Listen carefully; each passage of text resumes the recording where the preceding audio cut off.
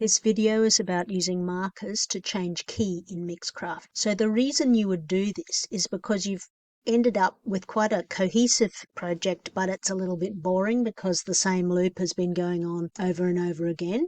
So in my Mr. Bean example, I had already done this, and the section in the middle I had changed into the key of F, whereas the actual project itself is in the key of C. You can add a special marker if you want to change key in a position that you didn't have a marker, or you can just right-click on the marker and say Edit, and you'll notice down here you can do key changes. There's a method to which key you might choose.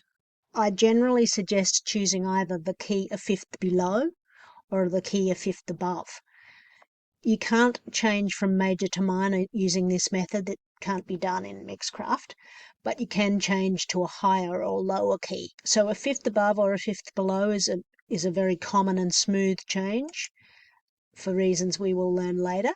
Also, I sometimes suggest if you want to create a sort of really interesting and magical effect, you might consider keys that are a third away from where you are. So if you were starting in C, you could change to E flat or E, or a third below. So if you were starting in C, you could go to A flat or perhaps A.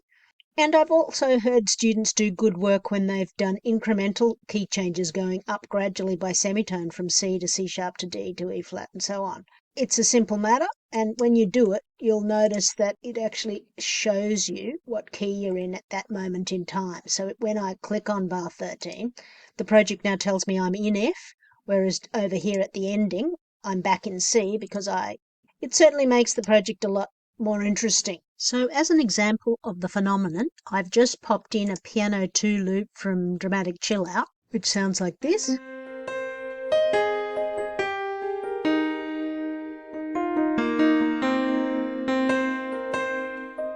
And you can hear that it's all in the key of F.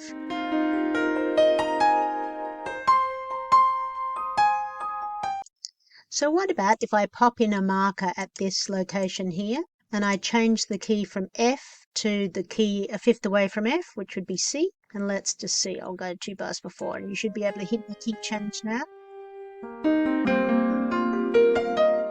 See, it's gone lower. What about if I change it to the key of G? So it'll go hopefully up a little bit.